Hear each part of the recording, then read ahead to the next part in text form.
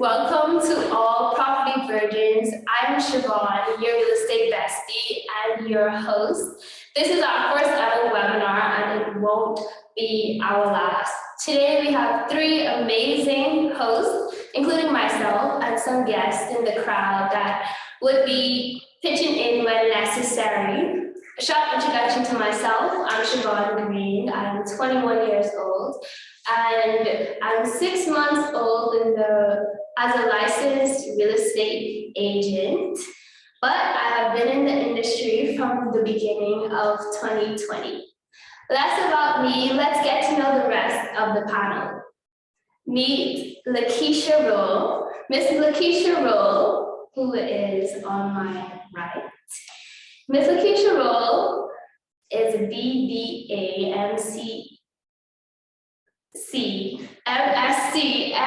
sorry guys, CFEI. Very impressive. Right.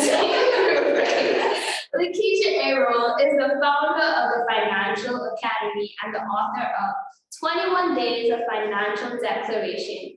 She is also a financial coach and course instructor at Trueburr Solutions and personal finance teacher at the International School of Business, Entrepreneurship, and Technology. Lakeisha has nearly 1 decade of experience with the financial service industry across various sectors, including regulation, investor education, and fund administration.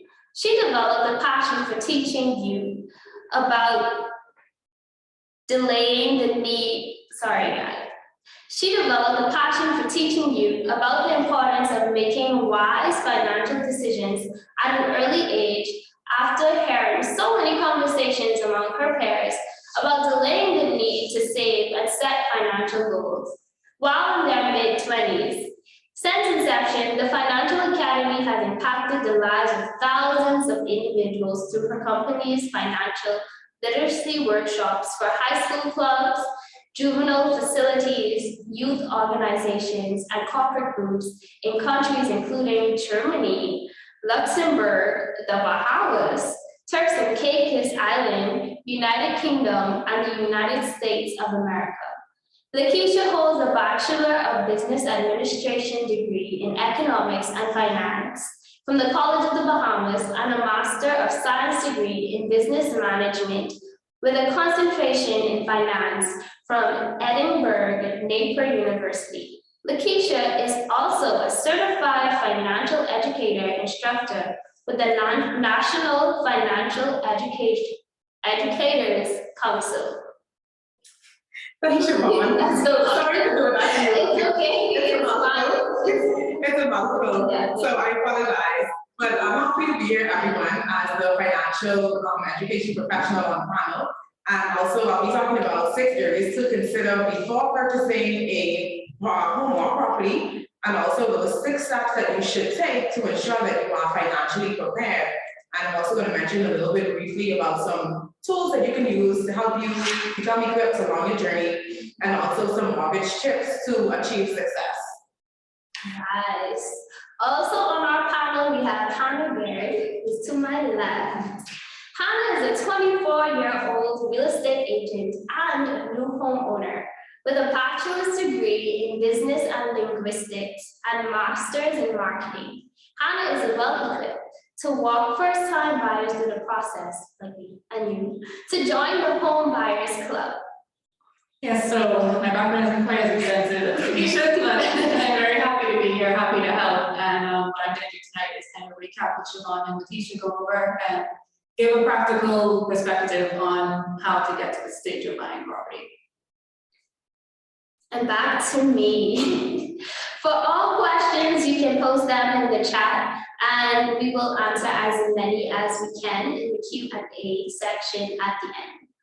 Let's take a moment to recognize our sponsors, which include One Oak Bahamas, Trueburr Solution, the Financial Academy, The Moments Photography, and Aerospace.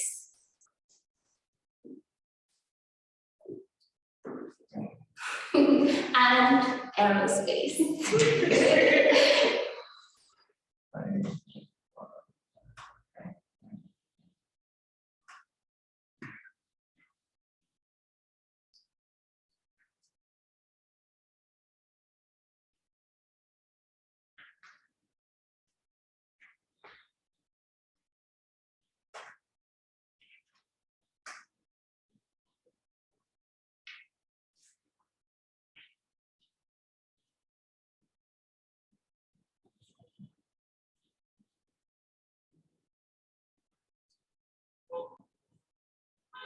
So the reason we've chose aerospace co-working at Ivory Plaza for our central office is because it's central. As realtors and brokers, our ability to get east, west, north, or south quickly is going to not only improve our efficiency and time management, but it's also going to improve our customer service as well.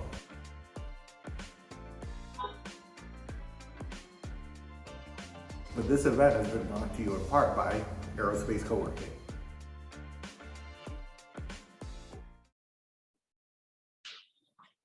So thank you to our sponsor, and I would like to start by saying thank you to everyone who is in attendance tonight.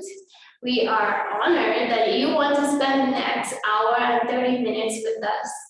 In putting this event together, it was very eye-opening. I learned a lot from the experience. It was just starting with an idea, and then it bloomed into, now how many participants do we have? Over 60 participants, way more than I could have imagined or expected. And it showed that all you have to do is start moving towards a goal in order to expect or receive an achievement or a goal. And I think the same thing applies when you are buying a home. You first set out that you want a home, and then you find what type of home you want. You probably create a vision board or a Pinterest board around how you want your kitchen to look, how you want your backyard to be, what type of areas or spaces that you want in your home. But it just starts from the idea, the initial thought of, hey, I want this for myself, and then going after it and achieving that. And it also helped me to understand perseverance, because I think we actually intended to host this event like 2 weeks ago instead of today, but I think we achieved something way greater, much greater than we would have achieved if we did it 2 weeks ago. But we persevered. We stayed up late to make sure that we had the flyers ready, to make sure that we had our pages up, to make sure everybody was on the same page. And we persevered, and now we are here to be able to produce a webinar like this. And another thing that opened my eye putting this event together is going back to the drawing board, figuring out what we wanted. And the same thing applies when you are purchasing a home. I've worked with some clients for over a year. One of my first clients who actually ended up being in the process, or like starting the process for purchasing the home. Before she actually purchased the home, we went to many listings, we went to many houses, and each time you think, hey, this is what I want, and then you actually go and see it, and then you have to go back to the drawing board to realize that, hey, you know, I think I want something else. This may not be what I want yet. Another thing I want to talk about, I think we all could relate to being 21. I'm 21, and they were 21. Now they're 24 and Not 24. not 24. I'm not putting that out there. But I think the first thing about being 21 is like, okay, I just came out of high school, really, and I'm still trying to catch a grip on being an adult, and like, what does that mean to me, you know? And sometimes you find yourself in a place of being lost. I had for me, when I initially went to college, I probably was like, okay, I don't know exactly what I want to do here, or how am I even going to make a living once I come out of college. And then I had some friends who were spoken to me, and they finished college, and then they were in this space of, okay, now what do I do? You know, and I feel like being in your 20s, there's a lot of, what do I do? Feeling lost and confused. on what your next step will be, but being surrounded by people who could guide you through the process and help you to set in stone what you want to achieve and the things that you feel that will be necessary for your greatest success. One thing for me right now, now that I finally got my real estate license, that was a goal I was chasing after when I was 20 years old. And now that I achieved my real estate license, I'm like, okay, I can't just be a real estate agent and don't even have my own house. It's like, you know, I think it just makes sense now. And I didn't want to be on this journey alone, which is why we are creating Property Virgins, because there are a lot of other young people who want to do the same as I do, which is own their own property at a young age. And that's the next thing I would like to talk about, because I feel like other people older than I am, or even people my age, will sometimes say, okay, maybe when you're 30, that's when you can start looking to get a home. But the reality is, at 30, you still have to start. And that's just, for me, it will be 10 years from now. That's just 10 years I'm putting myself off from starting. But you could start the process by figuring out how you're going to handle your finances to set up yourself for when you are 30, or figuring out what you actually want. Like I said previously, sometimes you don't know what you want and you always have to go back to the drawing board. So imagine at 30, having to go back to the drawing board, having to figure out your finances. I think right now is the perfect time to start moving towards the bigger goal, which is owning your own property. And besides owning your own property, just with your goals in general, if you have something you want to do, all you have to do is start it, even if it's the smallest step. Just take a leap of faith and get started with it. Because if you don't start now, there's no guarantee when you will finish. That's true. Yeah. So another thing I wanted to talk about is being surrounded by the right group of people who can give you the right advice. You know, you want to buy a house.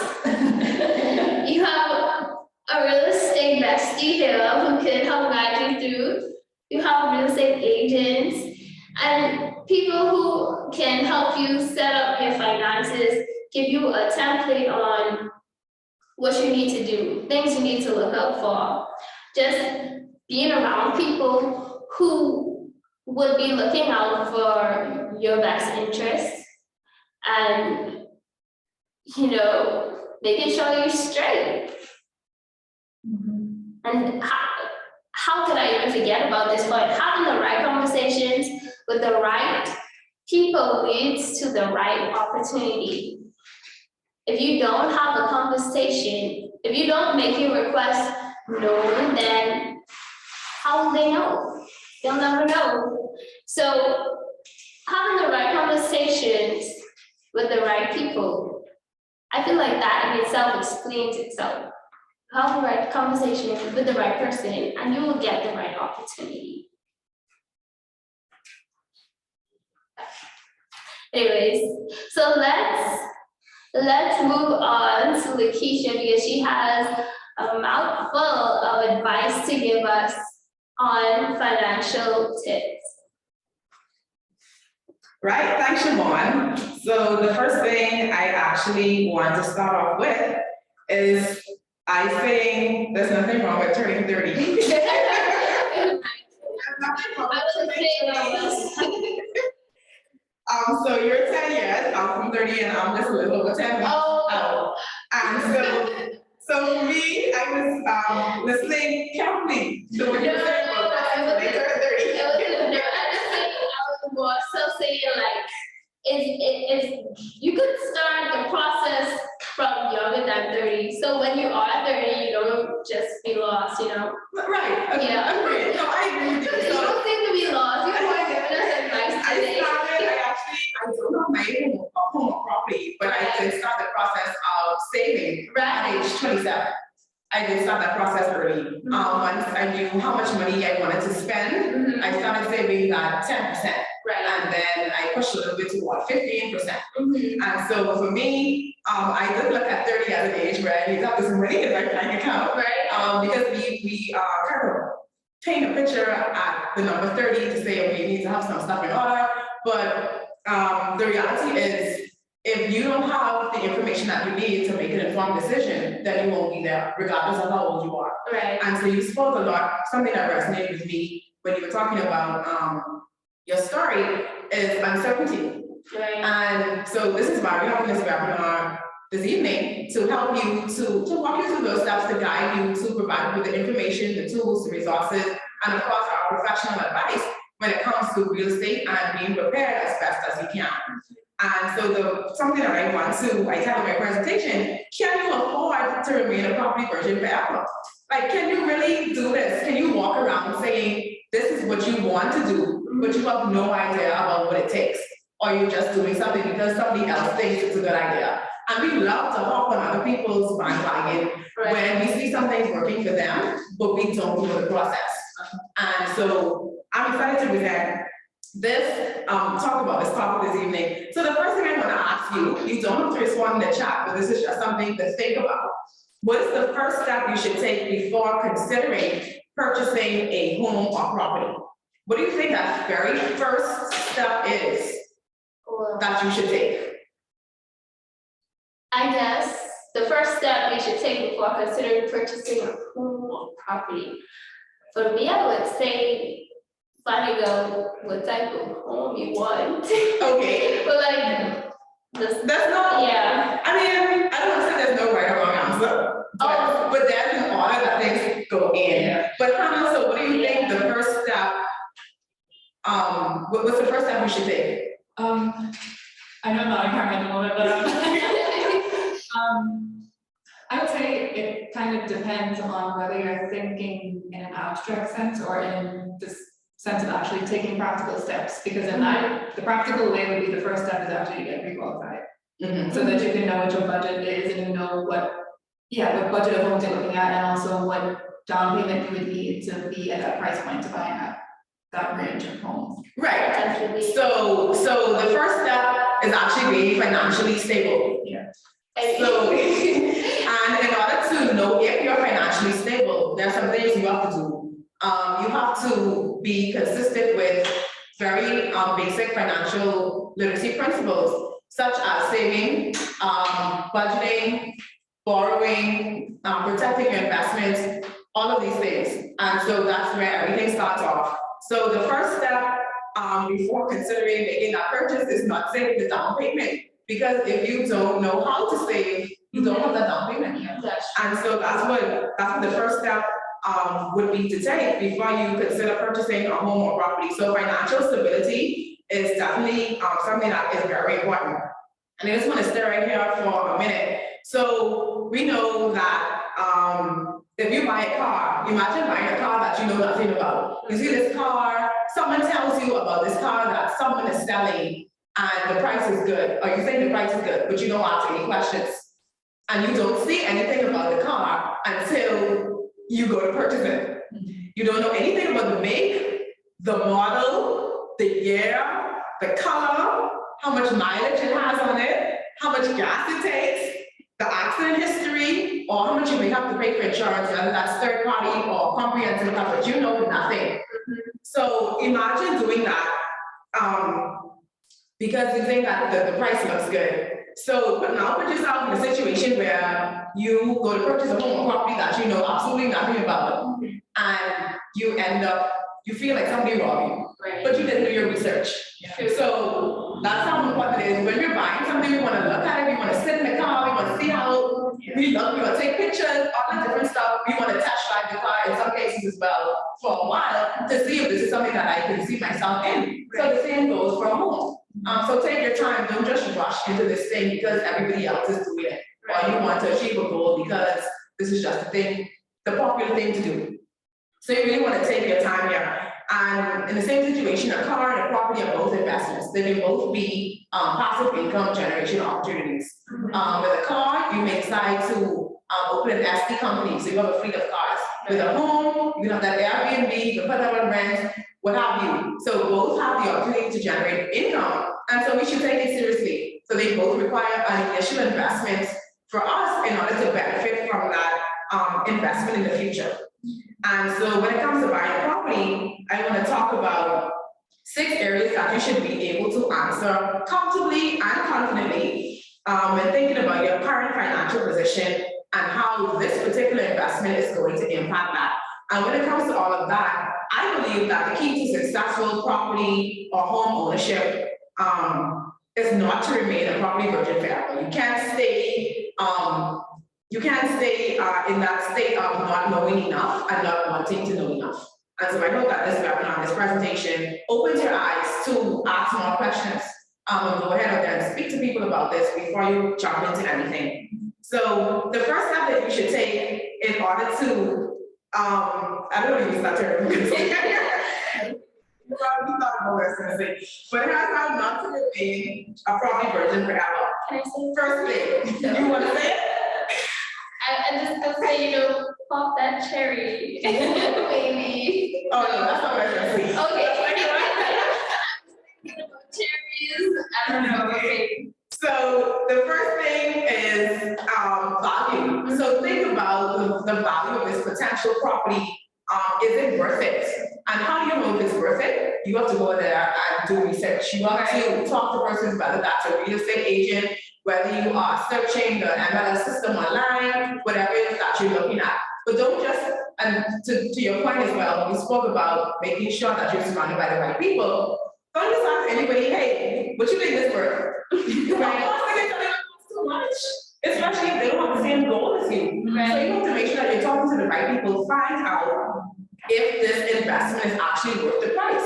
Go and arrange to see the place, to look at the condition. Anybody can post anything online. They can post pictures that do not reflect what the property or what the structure actually looks like. So you want to go there and make sure that you're involved in the process as much as possible to know that you're actually getting value out of this. Nobody goes into anything with the expectancy that no value is going to be added.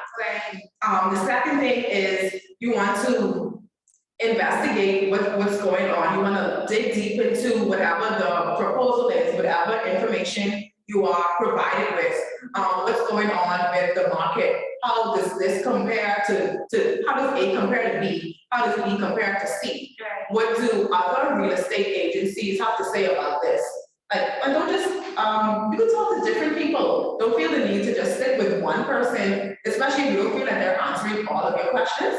You may have to shop around to get the answers you need and then circle back to a particular agency. And that's absolutely fine because some persons may open your eyes to something else. So don't be afraid to investigate as much as you can about this potential opportunity before you go ahead and say yes. The third thing is you have to set a realistic goal. So given your financial position now, you have to really think about if I'm able to take on another payment. If I'm able to take on debt, if that's the case, if you need to borrow. And so set goals for yourself during the process. Initially, when you're starting out, you may want to set a goal to save a certain amount of money per month, a certain amount of money per quarter, a certain amount of money per year, and then you keep going and saving that money for as many years as you set that goal to save that money for, but make sure that that goal is realistic. If you're making minimum wage, so I don't want to, this is nothing against people who make minimum wage, but this is just an example to say be realistic. If you're making minimum wage per week, then if your goal is to save, for example, $800 every month, this is an unrealistic goal for you. If that is the only amount of money that you're making per week. So this is what I mean when I say set a realistic goal for yourself during this process. Also, get the facts straight. So ask the hard questions to make you feel comfortable. Remember I said you have to feel comfortable and confident before you go ahead and make a particular decision. So ask the questions, go online, Google is free. If you have to say, okay, questions are asked as a new home buyer, as a new property buyer, so many resources are going to pop up for you, and you pick questions out of there and go ahead and you take that to your real estate agent and make sure that they're able to answer those questions and you're satisfied with their response. Also, you want to make sure that you think independently throughout this process as well. You don't want to just take the information that everyone is giving you just because they're a professional. You want to go ahead and verify the information as well. So that is something that is also important. A lot of persons purchase properties from people and there's no title search. And then they figure out later that this wasn't even the person's property to sell in the first place. So now that's a legal matter. So investigate these things. Take time to meditate on it. If you have to go ahead and ask more questions, go ahead and ask more questions. This is not a race to the finish. You want to be comfortable and confident about what you're doing. And another thing I want to, the last step in this particular process is to make a list of your non-negotiables. Now, there's not going to be a perfect situation, but there are going to be things that you don't like. And there are going to be things that you don't like that you possibly could never ever deal with. So don't go into this thing saying, okay, well, the price is good, but I guess I can deal with that. I don't like it, but I can deal with it. No, make a list of your non-negotiables and stick to it. If the non-negotiable on your list is a bit far-fetched, then you may have to go ahead and, make some changes, revamp that list. But you want to make sure that you stick to that particular list. Have a list because you don't want to accept anything from anybody, and that's very important. This is your money that you're spending, so you have to make sure that this is the right decision that you're making. Now, another thing that I wanted to talk about was the 6 steps to financially prepare to actually purchase this home or property. So when it comes into this, the first question I ask is, what is the first step? Make sure that you're financially stable. That's very important. So the first thing that you want to do is you want to make sure that you're budgeting consistently from week to week or month to month. And make sure that you're not just budgeting consistently, but that you're using the right numbers. So this goes along with being realistic as well, because people create budgets and then they come to me and they say, Ms. Roll, my budget didn't work. And I say, well, budgets don't really work unless you stick to it, unless it's realistic in the first place. Like the budget doesn't run away from you, you run away from your budget. And so budget consistently and make sure that the numbers are accurate to determine how much money you do have left over each month. So if you were to go ahead and take out this mortgage and you find that you only have an excess of $200, it's not wise to go ahead and do that because your financial situation is not going to allow you to be able to make these additional payments. Right. And if something happens when you don't have that source of income anymore, you are stretched even further because now you possibly have 0 income and you still have to make these payments. Right. So make sure that you're budgeting to see if you're able to take something else on. The second thing is you want to establish a fully funded emergency fund. Emphasis on fully funded. Yes. A fully funded emergency fund does not mean that you are randomly putting $10,000 or $20,000 aside. That's not how it works. You have to know how much money it's going to take you to cover your basic living expenses every month. And you should have that number multiplied by 6 or 12 in that fully funded emergency fund. So you dumping a little $2,000 over here and saying you covered, that's not necessarily how it works. Because if your monthly expenses are $1,000, that only cover you for 2 months when it's supposed to be covering you for up to 12. And so you won't know that unless you budget properly, how much money you need every month to carry over. Another step is you need to check your debt service ratio. Make sure that you aren't borrowing too much. Make sure the percentage that you're borrowing is not too great out of your income right now. So right now, the central bank, according to its guidelines, it actually recommends a TSDR or a total debt to service ratio of 55%. So this was amended in 2016, I believe. And what this says is that your debt cannot be more than 55% of your total income for that period. And you don't want to find yourself going very close to this particular percentage because you want to leave some wiggle room in case you need it, especially if you don't have the emergency fund established already. You definitely should not be, 55% of your income should not be going to one debt because you need to make sure that you're prepared in the event of an emergency. Another thing too is that you need to maintain a good credit rating. So do your research to see what does that mean or what does that look like. So in a less fancy way, pay your bills on time. Basically, that's what that's saying. So if you like to drag your feet when you pay your bills every month, this is going to show up on your credit report. And credit reports are already in motion to be issued. We already have that credit bureau in place. So you want to make sure that your credit score is a great reflection of who you are as a person when you repay debt. You don't want persons to look at this report, your number is very low, and nobody wants to lend you money. You want this house so bad, you want this property so bad, but your credit score is too low, and you have poor credit habits. So you want to make sure you clean that up. So when it's time for you to get placed to purchase this home or property, your credit score, you're in good standing, basically. I have a question because I don't have a credit card yet. Right. So do you think someone as young as me, 21, I should get a credit card?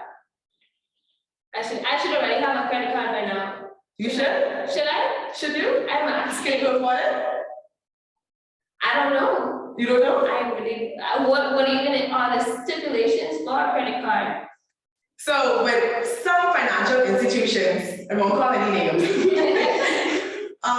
it's easy to borrow from some than others, right? So you just require to have that minimum income that will, to repay depending on what the max is on that credit card. Right. But the trick is, if you pay late, you have that interest payment. And so essentially you're paying more than you actually swipe for at the end of the day. Now, the only thing with credit cards is some persons can get carried away with swiping because they feel like it's free money, or they can just do what they feel like, and they just rack up the charges. And so when it's time to repay, they don't have that money to repay. So they only can pay a balance and leave something, can pay a portion and leave a balance. And that's where that interest accrues on that. And so that would be the danger of getting a credit card if you're not financially responsible. Now, in terms of credit rating, you need credit to have credit rating. So for me, I don't have any credit either. So someone like me was started with a very low credit score. Right. Unless I have some type of bills or something in my name to prove that I pay these on time, so I would have a good credit rating to be in good standing. Okay, so besides the credit card, you're saying that bills and being on time with your bills can help you have a good credit score. Right, so utilities would also be included in that particular credit report to show anything that shows how you how you manage your money, how you pay those bills on time. Insurance premium are going to be added to those as well, among some other things in the credit reporting out. But basically, a lot of things are going to be included in that. Anything where you owe people money, they're going to be looking at that to see how quickly you pay them back. Right. If you pay them back at all, because some people do. They don't tell you pay. Another thing is begin saving toward your down payment. So once you have all these things covered, and you know how much money you need to save, then you know, okay, I can now start saving toward my 10,000, 20,000, or 30,000 because you already covered all the steps before. So these things go in stages. And another thing is make sure that you're also setting aside money for non-mortgage expenses. So you have that down payment, you have those closing costs, you have those, maybe the mortgage, indemnity, insurance, you have all these different things to cover, but what about the non-mortgage part? When you start paying that mortgage, and you may be starting to live in that house already, what else do you have to take care of? You can't say, oh, the grass need to cut it, you can't pay for that. No, you cannot say, if you're living, in a fancy area, when those HOA fees due, you can't say, sir, I don't want this one. You can't do that. You have to pay the people money. You're already living in there behind their gates. And so you also have to think about furniture. You walk into this nice house, it's unfurnished. Where you can sleep? You need appliances. You need all of these different things. And then some things you may want to also upkeep, maintenance. So even something that's new may require some additional things that needs to be done to it. Right. And so you want to make sure that you plan for these types of expenses as well. You don't just pay the bank a down payment and you go kick up your legs and say, all right, I'm straight for the next 30 years. Like, it doesn't work like that. There are still things that you need to make sure that you're able to afford. You may be able to afford to save towards a down payment, but can you afford to maintain this home? Right. That is very important as well. And so after you've done all these things, you pass all of these stages, and now we're ready in there. You're ready, been approved for that mortgage and all that stuff. Here are some other tips that you can practice to actually achieve mortgage success. And so these things are also important because if you don't think about it, they can actually cause you to go into debt. So the first thing is pay that life insurance yourself. If you don't, the bank has an additional fee that you will pay onto that for them to get that for you. The same goes with the home insurance. Avoid outrageous amounts in prepayment penalties. Some persons want to pay their mortgage off in less than 30 years, which is fine, but you have to be able to afford it. How will this impact you financially if you go ahead and prepay and say, oh, I finished paying my mortgage, and you're hungry and you're like, off the next month? Like, it has to make sense. Right. You have to really determine if this makes this is fiscal sense. And also avoid late payment charges, avoid becoming house poor. So you live in this fancy place, you want to show it off to your friends, and you'll go straight to cupboard, the fridge empty, and you can't be like that. And also stay away from refinancing to extend the length of the mortgage if you are able to. Some situations you can't, but if you're able to, stay away from that. And then always seek the relevant help that you need to assist you. So we spoke about that already. Leaning on your network, asking the right questions, not being afraid to talk, and also sharing your story or your journey with others as well. And so in addition to that, there are also tools that are available locally to help you to learn how much you need to save depending on the down payment that you want to achieve, the potential cost of the property or the home, the terms, the interest rate, all of these things. And we'll drop a link in the chat. One of our local companies, Colina Financial Advisors Limited, they actually have an investor tool which about mortgages, a mortgage calculator that you'll be able to easily plug in those numbers, and it's going to generate the amount that you need to save. And so that's a wonderful resource to use, and it's absolutely free. And that is it I have for you guys.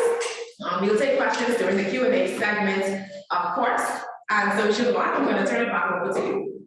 Thank you. Thank you, Lakeisha.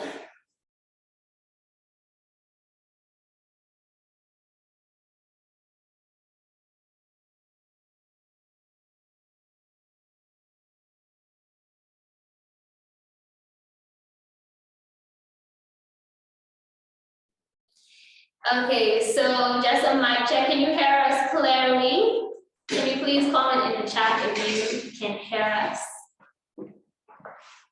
Yes. We have a yes. We have another yes and another yes. We can hear you. Thanks, guys. Thank you so much. 45-minute check-in.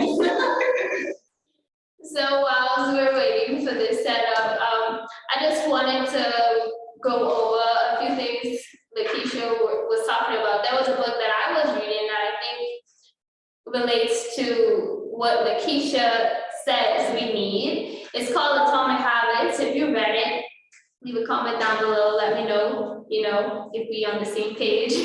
But Atomic Habits is basically setting up systems to help you reach your goal. It's not always about your goal, but the small things you do in order to reach that goal in the long run. So now let's turn it over to Hannah. Hey, okay, I'm just gonna start by saying I was listening to Lakeisha, and I was very quiet because you were dragging me up on any of those points. So what I'm gonna do is gonna try to explain my own experience to give some tips on what not to do, because I made many mistakes. And one of those was I didn't work with a buyer's agent. I didn't have one specific agent who was working with me as a buyer. So I made a lot of missteps. I got to my down payment. I was super excited to just run straight into it. And I had a great lawyer. I also had a great mortgage specialist, but I found myself kind of trying to piece together advice from both of them. And it was a very frustrating process for me as a 22-year-old at the time. So I think that having an agent, someone who's working with me throughout the whole process would have been beneficial, to not do things like Lakeisha said, like rushing into it and then you don't have any money left. Just someone to give you like a more realistic idea of what you're really getting into. So for those of you who don't know, I bought my first property at 22 and I'm in the process now of finishing the building. So building is a little different from regular buying, but I'll focus on regular, like purchasing a turnkey home today. So So how did I get to that point? I first went off to university when I was 18, and I went straight into the whole paying bills being an adult thing. And I realized very quickly that, you know, eating out every day and everything else, the cliches that people tell you don't do if you want to save, I realized that they were true in like my third week, and I was like, wait, I'm spending money every day, but it's not coming back. Right. So I very quickly got a job, actually, and then I got two. And I started, so another little background about me is that my dad's a contractor. So I grew up with the belief that money isn't always going to be there. So sometimes you might get a huge contract, similar to real estate, you might get a huge contract and then nothing else for months, or a check might take a year to come in. So I grew up with that mindset of the next check isn't always guaranteed. So what you're getting at the moment, you have to, you know, be responsible with it. So I started doing savings challenges. I mean, you can find things like that online, but I was very strict with it. And then in my second year of university, I actually got a real estate internship summer job, and I was looking at the listings every day, and I very quickly was like, hold on, I can't buy any of these in cash because I'm graduating next year, and I'm like, I know what graduates are making, and like it will take me like 20 years and paying no bills at all for me to be able to save this kind of cash. Right. So I started playing around with the mortgage calculators that I could find online. And I realized, wait, I've been paying rent and, you know, it's been tough, but I can do it. And I'm like, well, if I could pay rent, then I could pay a mortgage. So my next step was the down payment. That's like poetry. Yes, so my next step was the down payment, and I graduated, I got my master's in 2019, and moved on, started my first full-time job immediately after, and I also turned 22 that summer, and I think that's when I hit I had a savings goal of 10K, and I think that's when I hit that. That was not the down payment, just full disclosure. That was just where I started off to be like, okay, now I can look serious to approach a bank and ask, what can I do to get to the point of buying property? So I worked for a few months, and my coworker at the time was someone I looked up to, and this is why I like that both Lakeisha and Siobhan talked about having the right people in your circle and using other people's journeys, and you being open about your journey to inspire other people, because Siobhan also mentioned this with the whole, you know, don't buy property to do anything. That's such a common thing to say these days. Like, I remember being 15, and I was like, I told someone, please hold me accountable because I want a Lexus by the time I'm 25. And I was like, because I'm not going to get a house, I'm going to get a house by 25. Like, it's just something I completely wrote off in my head. But then I got my little parcel when I was 19, and I was like, oh, I got anything. Yeah, I was like, oh, I got a car. So now I can at least try to get a house. Right. So I told my coworker about it, and she was not my age, you know, she was a little older. If she's watching this, I'm not calling you old, but so she bought her first apartment when she was 25, and she had a young baby at the time. And I remember one thing that kind of held me back from buying a home was that I was like, well, I'm young, I'm single, I might get married, like what am I going to do with this house if, you know, it doesn't align with my future family plans or something like that. And she's like, well, I bought my apartment because I had a baby, and I knew if I don't use it, if we move into a family home, my daughter's going to use it. Or, you know, in the meantime, it can be income producing for the whole family. So that's how I looked at it. I was like, whatever way you look at it, it's going to be an investment for me, and it's going to pay off for me, whether I have a family down the road or not. So let me just go ahead and do it. And then the next important thing that she told me was get pre-qualified. I didn't know what that meant. I told her, like, I have this money saved, I think I can, you know, start buying property. She said, okay, that's good, but you need to get pre-qualified or else this could all be in vain. Because I think, did Lakeisha cover what that means? Or? No. Okay, so pre-qualification, for those who don't know, is when you go to the bank and say, this is my annual income, these are my annual expenses, and they will tell you how much is possible for you to buy if you're approved for a loan.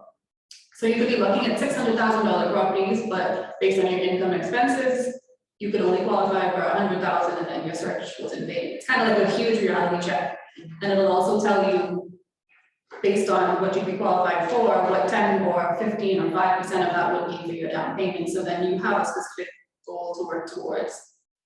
So that was my next step, and I came to the bank. This goes back to what Lakeisha was saying with building your credit worthiness and responsibility. So as a student, I had a small overdraft that I paid off, you know, very well and also manage to have those savings. And I was a business student, so I was kind of obsessive with budgeting and like making my own income statements. And I'm just like fresh 22-year-old bringing all those stuff to the bank. And I think they realized like, okay, this girl actually is responsible enough to handle something like this. So that was how I got my pre-qualification. Sorry, I'm kind of rushing through this, but so in the end, I decided to go with building because my dad is a contractor.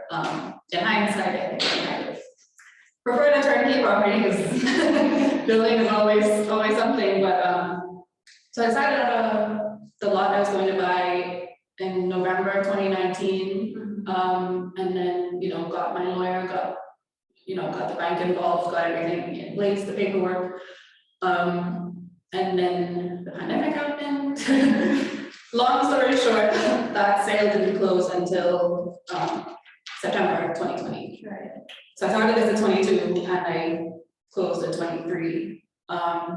So that's something I want to stress to people because I always get people coming to me and saying, hey, I want to buy a property with you this year, but I'm not ready yet. And I say, okay, get pre-qualified now so that if you want to buy the end of the year, like that sale could, like Keisha mentioned, there's legal issues and you don't know until you start. Those could prolong the sale for months and months and you just don't know. So if that is a goal that you have by the end of this year or even any other year, you need to get started straight away because first of all, the sale process is long, and second of all, your pre-qualification is going to tell you basically what you need. And I don't want to say it's a waste of time about it, but it might be if you're selling your sites on $1 million property just to find out you can only borrow $200,000. Right. So yeah, so those would be two of my main points of advice is you need to have your objectives, and like Keisha mentioned, first of all, be realistic. I don't know, this might be a business student thing, but the SMART objectives, they're acronym, you have specific, measurable, achievable, realistic, time. There you go, time. Yeah, you need to know what your down payment is going to be so that you can know how much you need to be saving every month to get to that point. Otherwise, it's going to seem like an impossible task. And on that note, also, it helps so much to break things down. So I remember, I think I was 19 when I saved my first 1,000. And I was like, oh, I've arrived. This is it. And then, once you hit that, and then you realize, oh, I can get to 5. Oh, I can get to 10. And then, when it comes to buying real estate, closing costs can add up so much. And that's something that people don't know until they get started. Your closing costs can be 3 times your down payment. Right. So you have to know how to break things up so that they seem more manageable, otherwise it'll just seem impossible. And then, yeah, of course, discipline is like a major skill to have in this process. Discipline and patience. So first of all, you have to be disciplined to budget or save for anything, but for this in particular, like it's such a huge investment. And I think that's something, this is not me bragging about myself, but this is just like, I am so disciplined in other areas of life that I found it, easier to adjust to saving is such a huge thing like this. I think I annoy my friends so much because I am so strict with my budgeting, and people will say, oh, let's go to lunch, and I'm like, I can't, I'm budgeting, like I'm in the middle of building, and they're like, oh, it's only $15, $20, and I'm like, it's $15, $20 out of my budget. That could be my $5. Exactly. And then, once you do it once, it becomes a habit, and you have to stay disciplined to not get into those habits. I know it sounds like such a cliche, but like me doing this like fresh out of the experience of buying and still in the experience of building, like there's absolutely no way I could be at this point if I was eating out all the time and buying clothes all the time. I do like one annual haul of clothes and that's it. I don't even look on clothing websites because then I get tempted. So yeah, just definitely discipline is something, the main thing I would say to work on if this is a goal for you. Discipline and also delayed gratification is extremely important for this process. And in my case, extreme delay. Because like I said, I started this when I was 22, that's when I started seriously, getting ready to buy. And then I'm 24 now, and my building is, I'm still waiting to get my utilities on and those final things, but it's such a long process. And even with me being excited to buy, because the sale took so long, it's like you can't go around telling everyone, hey, I'm buying a property, because I mean, what if it doesn't work out, right? It's serious delayed gratification, but you know, once you get to that point, you realize how much it pays off. Have I covered everything, I think? Well, I would definitely say that I need a lot more discipline in my saving and my spending. Like I haven't started intentionally saving for my home yet, but that is the whole purpose of this journey right now, because I want to be more intentional about it. And I figured that most people on here, or everyone on here, is intentional about saving or purchasing their next home. So I guess we are all on the journey to becoming more disciplined. Was there anything else you wanted to say? Well, my closing point here would be, I think many people who are watching this would probably be 20s, 30s, likely. I would say if you're still at home, please take advantage of that. I know so many people who, and this is the thing, so much of this, she's watching, so much of this comes down to your own personal values and what you value as a person. So there are people who will think, well, you know, I'm gonna do whatever I can now while I'm young, because later I'll have bills. The way I look at the world is, I'm going to do what I can now to make life easier for me later on. Right. So if you're in a position where you're only not paying bills and you're thinking, well, I'm not paying bills, so I'm just gonna buy whatever I want all the time and not even know what, I have no idea what I spend every month, I just spend it. Right. But you want to buy property, it's not realistic. You have to know what's in and out of your account, you have to stick to the goals that you set. And yeah, while you don't have those bills, definitely take advantage of that period, and because that could be the best time to save, and you might never get that period back. Well, that's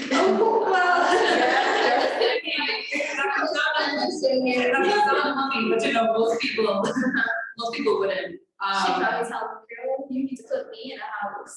Well, yeah, that's the other thing, and that's something that Alicia also brought up, is you know, is it realistic to be a property virgin forever? Right. There are people, and this is not me talking down on anyone, but you need to think, do you really want to get to retirement age and you're still renting? You don't have any savings, like literally what are you gonna do?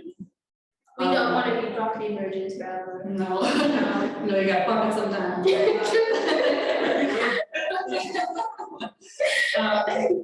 Yeah, and I mean, you build, if you do plan to have a family, some people don't, that's fine as well, but you know, give yourself that, you owe it to yourself, give yourself that cushion, give yourself that stability and reassurance for later on in your life.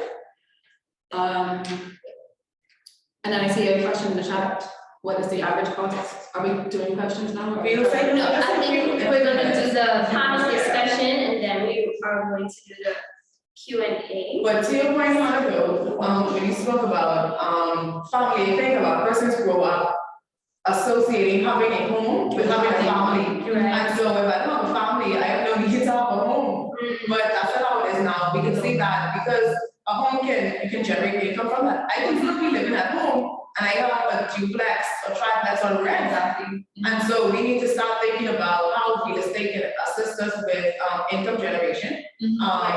We're thinking about the future as well. Family, I mean a lot of persons want to have a family, but how can this help me even if I don't have a family as yet? And so definitely that's where you come in, where you started your process very early and you're able to be successful with it. And so I think that's the path that a lot of persons should start to take, because that's important. And that was the thing I wanted to cover is now I haven't interviewed every millionaire in the world, so the statistic might not be, you know, entirely accurate, but it is a well-known statistic that 90% of millionaires in the world make their money from real estate.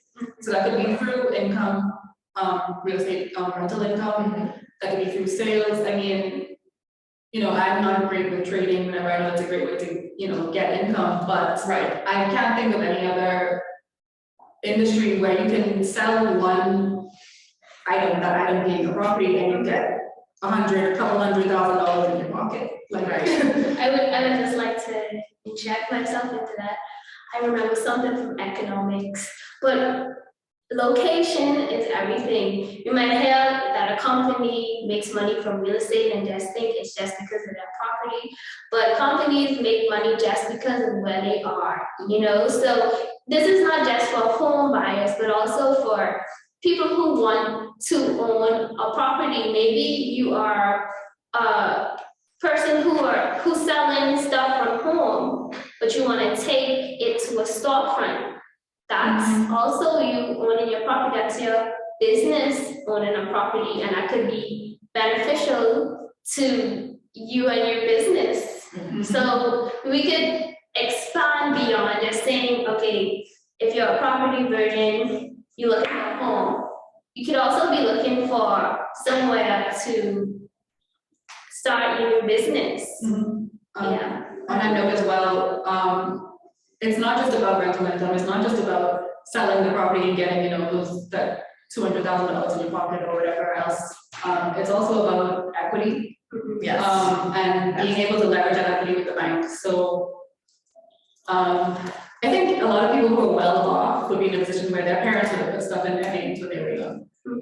A lot of people don't have that, unfortunately. But if, for me, for example, if I want to go to the bank in 5 years and say, hey, I want another property, I would or should be able to use my current one as a down payment to buy something else. Right. So it's such a huge stepping stone to building your wealth for the rest of your life, basically. Right. Even in terms of other types of loans, it just shows once you have an asset in your name, like that is such a huge stage in adulthood. Right. It makes the bank times. I mean, I've had to at least try to get other loans for other things in the meantime since that initial mortgage. Let me tell you, being 22, only one time took me seriously. Even though I had such a good track record, I was very lucky they didn't take me seriously because I have the blue line.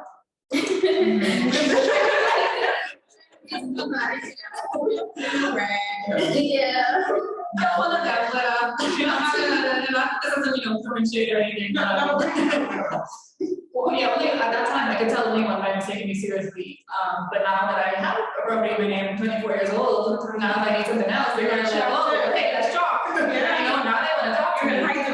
Exactly. So it sets you up for life. So it's so much more than just saying I have a home. So yeah, this is just all stuff to consider. So we're gonna. Sorry, I'm just gonna transition into the discussion. No problem. No problem. So just we kind of you spoke about building wealth, generating wealth in that area. So we spoke about the financial side of it. We spoke about what happens in the real world. We spoke about chiffon in terms of okay, what you want to do, but where your mind is, you're a little bit uncertain, you're not too sure. For our audience out there, what are the steps to owning real estate locally? How do you go about doing that? What's the process? Can you walk us through that entire process for a person who would like to know? So this is how I like to advise people is these are the 6 steps I try to break it down into. This is how, based on how I did mine. Familiarize yourself with the market. So from when I was in school, I had this idea of I wanted to buy something. I think it was after I did that internship where I started realizing how expensive property really is. That it just became a habit for me to always be looking at real estate websites. I mean, obviously I'm an agent, I love real estate, so this was something I enjoyed doing, but it also, first of all, kept me on track for what I wanted to buy, but it also, once you get to the stage of what you're looking for, you know what is a good deal, and you know it's not, if you're familiarized yourself with the market. You can either do that yourself, just looking on websites, or you could, you know, ask an agent to go through these things with you. So that would be stage 1. Stage 2, I would say, is a pre-qualification. So you go to the bank and say, you know, ask, can you pre-qualify me? How much could I borrow to buy? What could I get for a mortgage right now? Right. That will tell you if you're looking at $200,000 properties or $600,000 properties, and that'll tell you if you need $20,000 for down payment or $60,000. And with that pre-qualification, what's normally required of the bank for them to determine when you pre-qualify for? It varies. For younger people, because in, you know, very grim terms, you're likely to live longer. They might require less of a down payment because you have to extend your mortgage. You can have a long-term mortgage. So I think from the first-time buyers, most people take 10%. Some banks take 5%, but 20 is kind of the golden percentage that I think banks prefer. And if you go under 20, then you also need mortgage indemnity insurance. Okay, Which is an added expense. Right. And then I know they also require like that job letter. Yes. So they're able to verify your income source and your annual salary amount. So I always tell people aim for 10, but expect 20, and I also, I mean, it helps with closing costs anyway, so. Yeah, so if nobody ever got her by saving too much. Yeah, so that would be, sorry. No, you can. Okay, so that would be step 2 is a pre-qualification. Step 3, I would say, is actually going and seeing the property. So at this point, you would have your down payment saved. And yeah, you approach an agent and you look at these properties. Decide what your non-negotiables, like you mentioned. So don't waste time looking at properties that you're not interested in. It's a waste of your time, it's a waste of the agent's time, it's a waste of basically everyone's time. And gas is almost $7 Yeah, so decide on early on, and of course, you know, looking around will kind of reveal to you more of what's really important to you. So that'll be the 3rd stage. 4th stage would be you need a lawyer, and they're going to do the legal work for you. So like you mentioned, if there's a problem with the title of the property, sometimes people sell a property that doesn't belong to them. That can cause serious issues for you as a buyer. Yeah. You want to go sell this property 20 years down the line, and then it's on your name. You need a good lawyer who is going to do all the legal work for you. And lawyers' fees also vary, so you can also shop around for lawyers.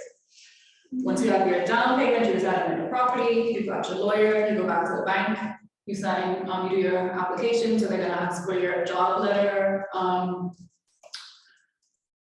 Well, you pay your down payment to the lawyer first, and you have to show the bank that you've paid the down payment. You have to show them that receipt of payment or proof of payment. Okay.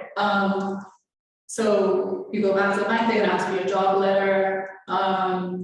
The basic stuff, utility bill in your name, ID, all that good stuff, and you also get an appraisal of the property to show what an appraiser would value this property at. Correct. And that's another fee. Yeah, that's the thing. These fees add up, and you don't really realize until you're in it.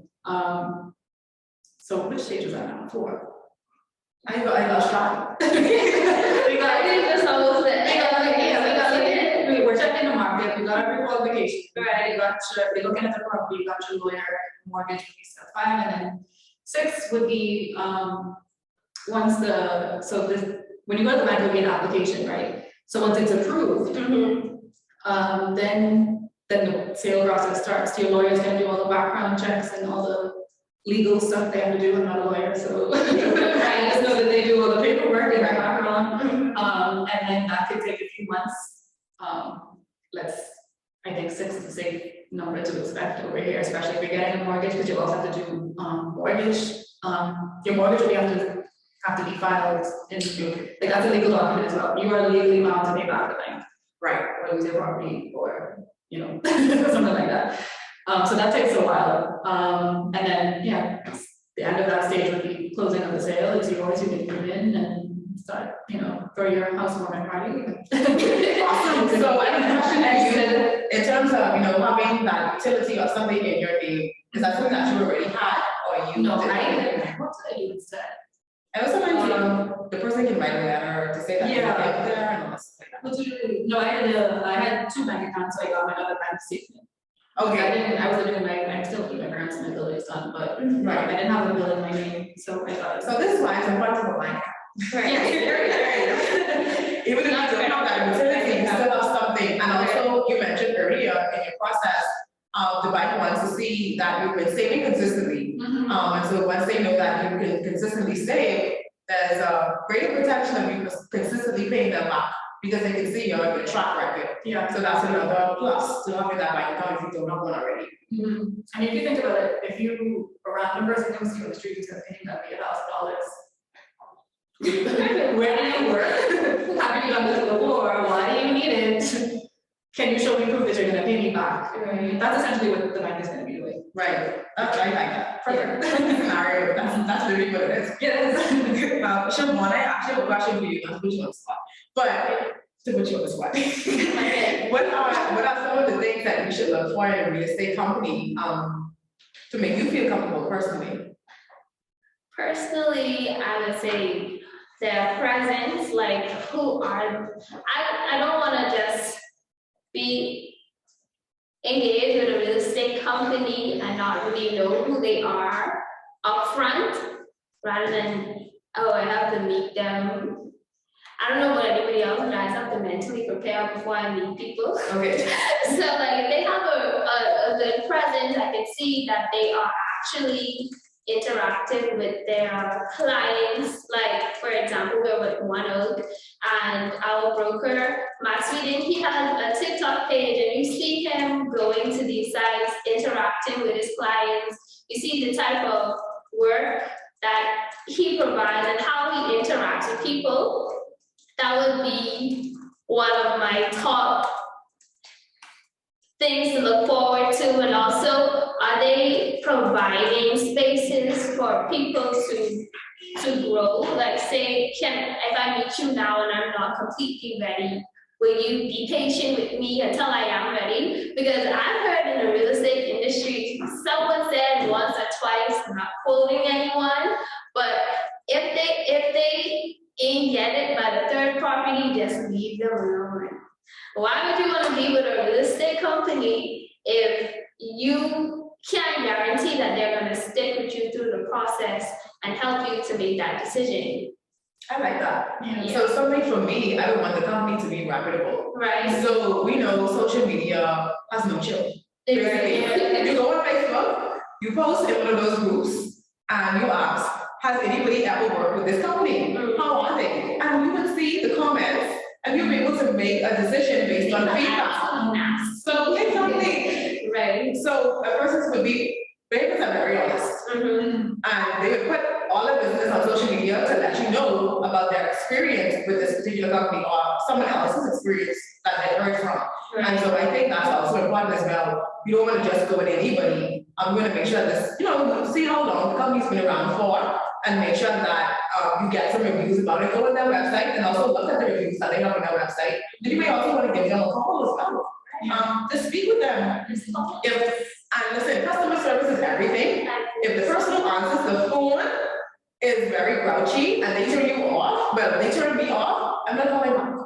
I'm not doing it. How do you know that they have your best interest if they answer you grouchy, like?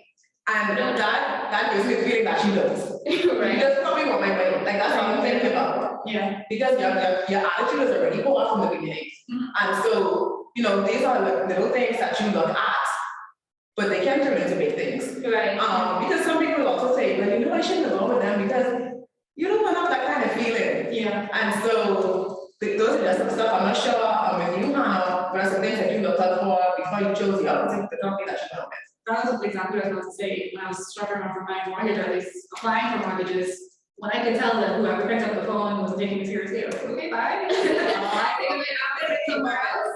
And the bank who did give me a chance because now I'm working for 30 years, maybe even more than that, and I'm likely to do a lot of my business with them. Right. So like I mentioned earlier, in terms of buying my property, I didn't actually go with a buyer's agent. I did see a few properties as I contact the listing agent, which for those watching, you can have buyer's agents and you can have listing agents. So a buyer's agent will take you as a buyer, so just say Siobhan's buying a property now, and then she comes to me as the buyer's agent. I'm going to take Siobhan to all those properties, and I'm going to represent her and have her best interest in mind when it comes to making an offer on that property. The listing agent is essentially working for the seller. Right. Their job is to get Exactly. They have the sellers, their goal is to get the seller's property sold. So I contacted a few listing agents and saw their properties in that way. And I'll say that the thing that did stand out to me with those agents was transparency. And that's something that I aim for. That's why I was comfortable telling my business a couple of years ago, because it helps you so much. It makes you feel more comfortable, especially as a first-time buyer. It is a very vulnerable thing. Yeah. You are naive, especially at a young age. You're aware that people might be trying to take advantage of you. So when you have an agent who says, actually, if you can't afford to build 2 stories, which happened to me, I was like, I don't know about that 2 stories, and he's like, well, honestly, it's probably not going to work out here. And I appreciated stuff like that. Where he's saying, actually, if my property's going to be small compared to those in the area, that's, my property's going to be dark, I won't get that much sunlight, and the agent being honest enough to say, actually, probably you're right.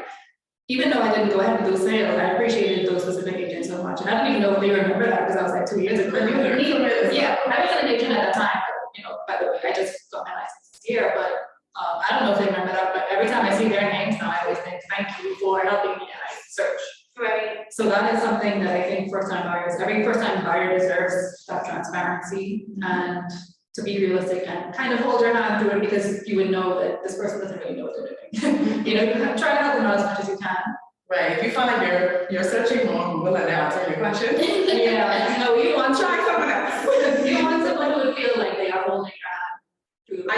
I agree, because that's a lot of money. You get it, that you're about to cross. So before we run out of time, let's get in some questions from our audience. The Q&A is now open, and let me see, let's start with, do you have any questions? Yeah, there was one earlier about So it said, what is the average cost of a down payment on a home?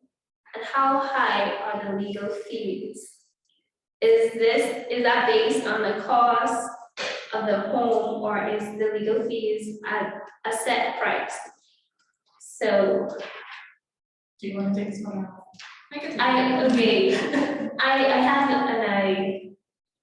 Okay, you take it. Okay.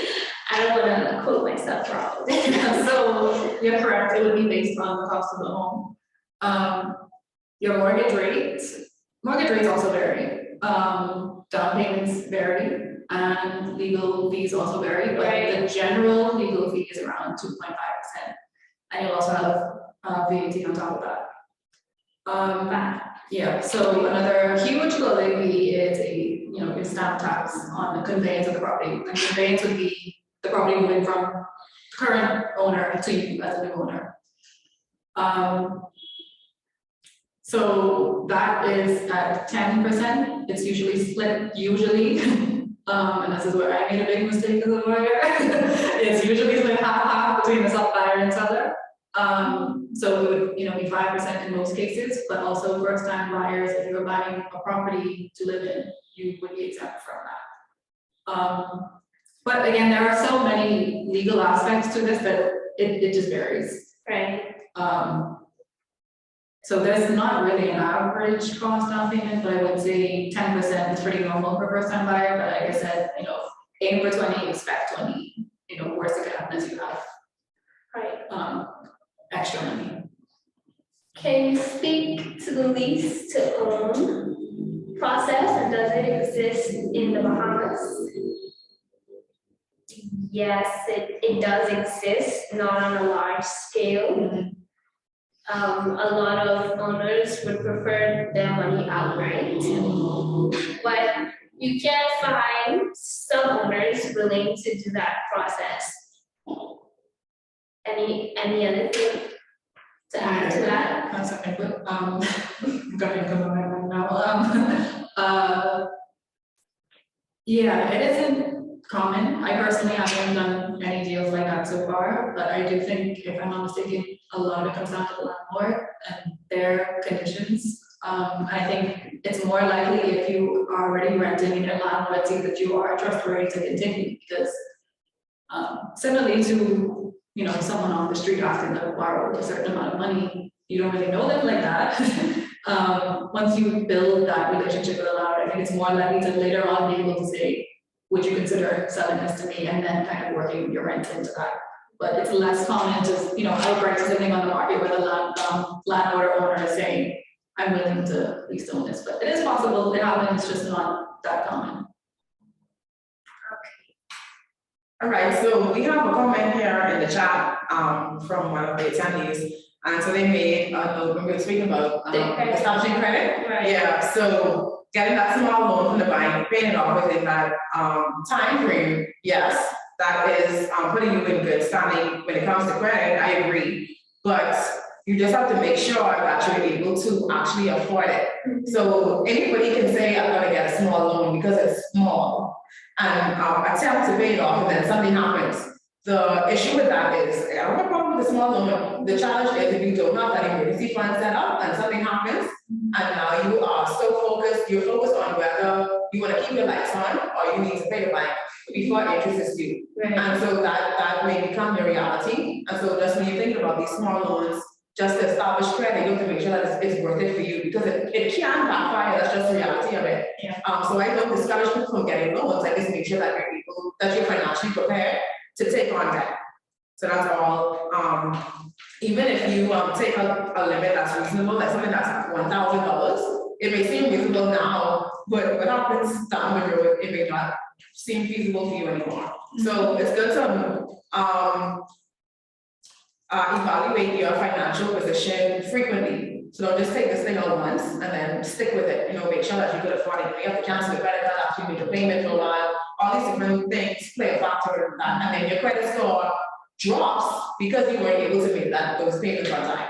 So just manage it carefully. Yeah. So I have one more question. This is almost a personal question. I think someone is hinting towards it. For part-time workers or entrepreneurs like me, what would you suggest in regards to like trying to save or build, I guess, a good credit so that banks would trust like entrepreneurs or people who don't have a full-time job Well, it comes down to consistency and discipline when it comes to getting that money in your account, because the bank wants to see that you can make those payments.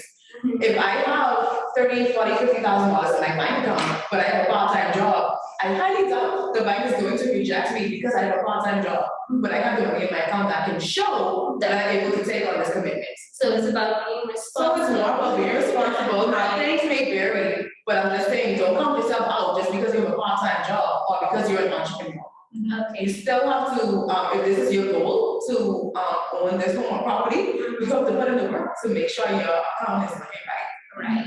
And honestly, so much of this process is subjective. So, I mean, pre-qualifications are free. I've never known anybody. I mean, if someone charges you, then don't tell them I told you differently. But I've never heard of anyone being charged for pre-qualification. No. The worst that can happen is you go and they say, actually, we can't get this to you. Right. It's, it's always going to be in your best interest to just go and find out where you stand. Okay, guys, thank you everyone who stayed this far. We do have a little surprise, I guess. We have the Profiting Virgins Club that everyone here is invited to. I think you will be sent an invitation to our group where we would try to hold each other accountable, post tips and things that you could do to reach your financial goals, or tips into getting into buying your new property, and also having more discussions around the topic. And you will be the first preference to our next webinar that we have.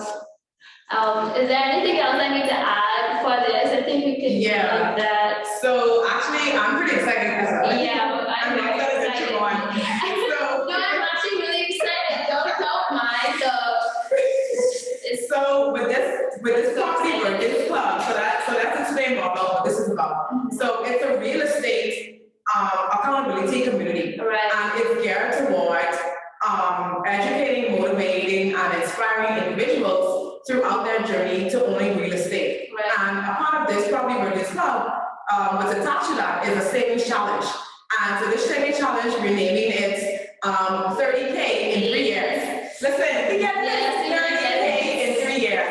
And so along with this, this savings challenge, once you are part of this club, you will have access to information, all things real estate, from the initial stage of which questions to ask, similar to the process we went through this evening, Right. all the way up to how we plan those ongoing expenses that I mentioned, of owning a home or associated with real estate in general. And in addition to that, it's already been Property Virgin for now, but you're not going to stay with forever. So that's the goal. You can remain a virgin forever, not a property virgin. That's a little different. You only promise you one. This one's different. Yeah, this one. This one's different. Different terms, they say. Right. All right. So, of course, we do have our website that launched already, where you can find out more information about this, and also our Facebook group. So you want to be sure to subscribe. You won't get information unless you subscribe. So let's just put it like that. So go on the website, hit the link in the chat, sign up to subscribe, join our Facebook group, and follow the information, the content that we'll be posting on there. And so we're excited about this community, not only because of the content, but also because of the savings challenge and what we're going to do with this particular challenge. So we're not just dumping something in your hand and we're saying, hey, you have 3 years to save $30,000. No, this is an accountability community. So what we're going to do is on a monthly basis, we're going to have these savings challenges to see who was able to save the most money. Did you stick to your goal? Did you exceed your goal? And so the purpose of this, people are like incentives, people like things. We're gonna celebrate y'all. And so we're here to walk you through this process, yes, and celebrate you, of course, because that's a big part as well, motivating persons to want to take that next step. So we can sit it online and tell you what to do, but we have to have some sort of motivation, some type of encouragement. We have to keep y'all on top. Sorry for playing at y'all, but with this community, I'd like to just congratulate you in advance for taking this first step towards becoming that property owner or that homeowner that you've always desired to be. And so we're excited for you to help, well, not to help, we're excited to help you as you journey with us and we journey with you through this process.